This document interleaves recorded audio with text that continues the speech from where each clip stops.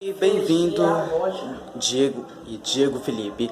Eu sou o Luiz Felipe e esse é o Cauã. Bem, nós estamos na casa no bairro em Campo Limpo.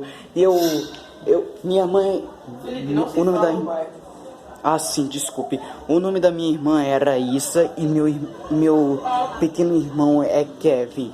E hoje eu vou contar sobre isso. Eu vou organizar sobre da história. Vamos. Eu tenho na Wikipedia de conteúdos de portais. Eu vou para de história.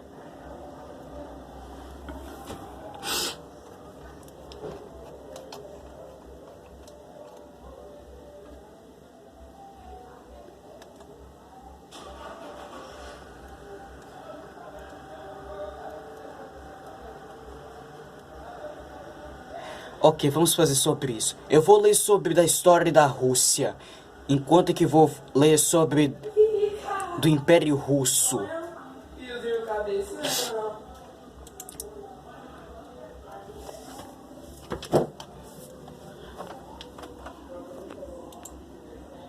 Ok, vamos lá. O Império Russo foi um império que se estendeu pela Eurásia, na América do Norte de 1721, após o fim da Grande Guerra do Norte, até que a República foi proclamada pelo governo provisório, que assumiu o poder após a Revolução de Fevereiro de 1917. O terceiro maior império da história, na sua maior extensão, que se estende ao longo de 3 continentes, Europa, Ásia e América do Norte. O Império Russo foi superado em tamanho apenas pelos britânicos e impérios mongóis.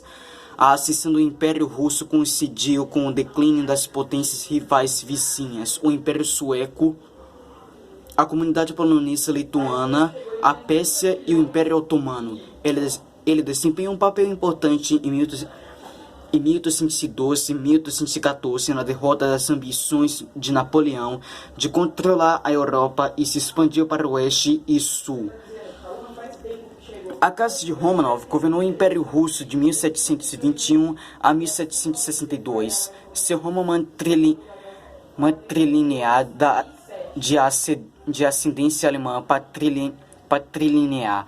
A casa de Holstein-Gottorp-Romanov governou de 1762 até o fim do Império. No início do século XIX, o Império Russo se estendia do Oceano Ártico no norte ao Mar Negro no sul, do Mar Báltico no oeste até ao Alasca e o norte da Califórnia na América no leste.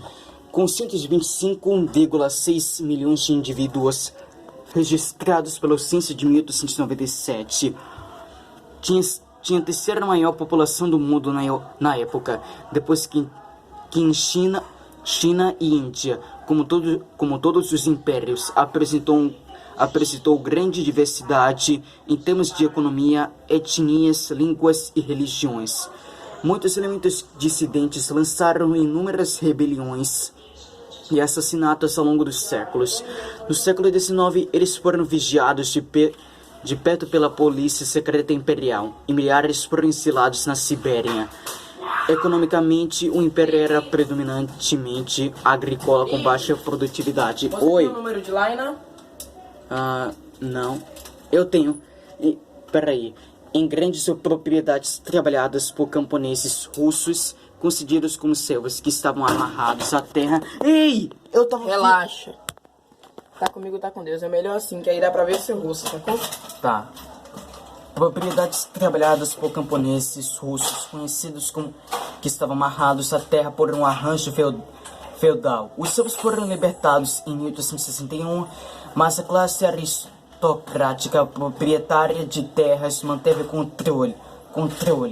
A economia se industrializou lentamente com a ajuda de investimentos estrangeiros em ferrovias e fábricas. Do século X ao XVII, a terra foi governada por uma classe nobre, os boiadores, e posteriormente por um imperador. O Czar Ivan III lançou as bases para o Império para o império que mais tarde surgiu. Ele triplicou o território de seu estado, acabou com o domínio da Horda de Ouro, renovou o Kremlin de Moscou e lançou as bases do Estado russo. O imperador Pedro o Grande lutou em inúmeras guerras e expandiu um já enorme império em uma grande potência europeia. Ele mudou a capital de Moscou para a nova cidade modelo de São Petersburgo, que apresentava muito de design ocidental. Ele liderou uma revolução cultural que substituiu alguns dos costumes sociais e políticos tradicionais e medievais por um sistema moderno, científico orientado para a Europa e racionalista. Imperatriz Catarina Grande presidiu uma época de ouro. Ela expandiu o Estado pela conquista, colonização e diplomacia, dando continuidade à política de modernização de Pedro o Grande. Ao longo das linhas da Europa Ocidental, o imperador Alexandre II promoveu numerosas reformas, mais dramaticamente a emancipação de todos os 23 milhões em 1861. Sua política na Europa Oriental envolvia proteger os cristãos ortodoxos sob o domínio do Império Otomano. Essa conexão em 1914 levou à entrada da Rússia na Primeira Guerra Mundial, ao lado da França e do Reino Unido, contra os impérios alemão, austro-húngaro e otomano. O Império Russo funcionou como uma monarquia absoluta na doutrina ideológica da ortodoxia, autocracia e nacionalidade, até a Revolução de 1905, quando uma monarquia semiconstitucional foi estabelecida. Funcionou mal durante a Primeira Guerra Mundial. O czar Nicolau II foi executado e a família imperial assassinada em 1918 pelos bolcheviques, que assumiram o poder na década de 1920 após a Revolução em uma guerra civil sangrenta com o exército branco, forçado ao exílio ou executado a maior parte da classe aristocrática e reprimiu muitas outras, culminando com o estabelecimento da União Soviética em 1922. Embora o império não tenha sido oficialmente proclamado pelo czar Pedro I até depois do Tratado de Neustadt, alguns historiadores argumentam que ele se originou quando Ivan III da Rússia conquistou Veliki Novgorod em 1478.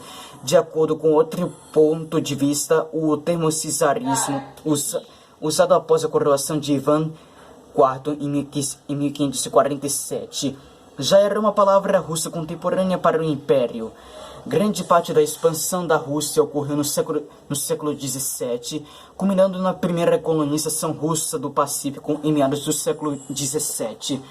A Guerra Russo-Polonesa, que incorporou a margem esquerda da Ucrânia e a conquista russa da Sibéria. A Polônia foi dividida na era de 1790-1815, com grande parte de suas terras e população sob domínio russo.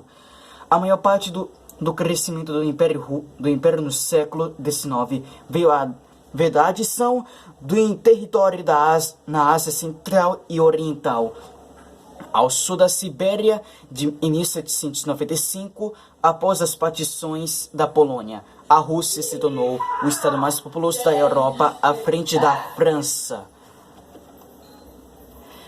Pedro I o Grande desempenhou um papel importante na introdução da Rússia ao sistema de estados europeus.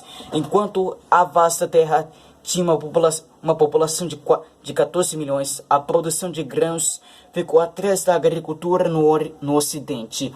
Quase toda a população foi dedicada às propriedades agrícolas. Apenas uma pequena porcentagem da população vivia em cidades.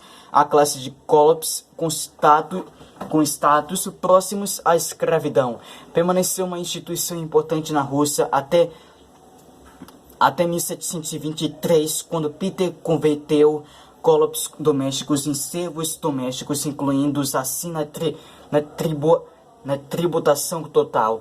Os Kolobs agrícolas russos foram formalmente convertidos encerros no início de 1679. Eles estavam em grande parte ligados à terra em um sentido feudal até o final do século XIX.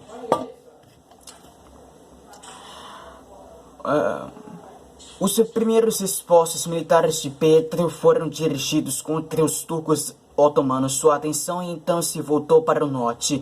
Pedro ainda carecia de um porto marítimo do norte seguro, exceto em Arcanjo, no Mar Branco, onde o porto ficava congelado 9 meses por ano. O acesso ao Mar Báltico foi bloqueado pela Suécia, cujo território o envolvia em 3 lados. As ambições de Pedro por uma janela para o mar levaram-no a fazer uma aliança secreta em 1699 com a Saxônia, a comunidade polonesa, Lituânia e a Dinamarca contra a Suécia. Eles conduziram a Grande Guerra do Norte. A guerra terminou em 1721, quando uma exausta Suécia pediu a paz com a Rússia. Como resultado, Pedro adquiriu 4 províncias situadas ao sul e a leste do Golfo da Finlândia, garantindo o acesso ao mar. Lá ele construiu a nova capital da Rússia, São Petersburgo, às margens do rio Neva, para substituir Moscou, que há muito era o centro cultural da Rússia. Esta mudança expressou sua intenção de adotar elementos europeus em seus impérios. Muitos edifícios do governo e outros edifícios importantes foram projetados com influência italiana. Em 1722, ele votou suas aspirações como primeiro monarca russo para aumentar a influência russa no Cáucaso e no Mar Cáspio. Às custas do enfraquecido Persas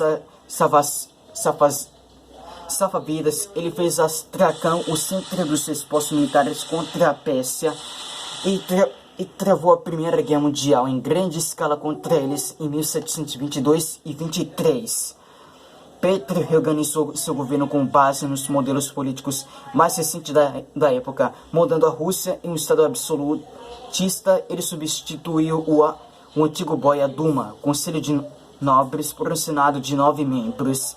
Na verdade, um Conselho Supremo de Estado. O campo foi dividido em novas províncias e distritos. Peter disse ao Senado que sua missão era coletar impostos e as receitas fiscais triplicaram ao longo de seu reinado. Enquanto isso, todos os vestígios de autogoverno local foram removidos. Pedro continuou e intensificou a exigência de seus predecessores de serviço estatal para todos os nobres. Esse que foi para do Império Russo do Pedro Grande. Liga pra lá, né? Desligando.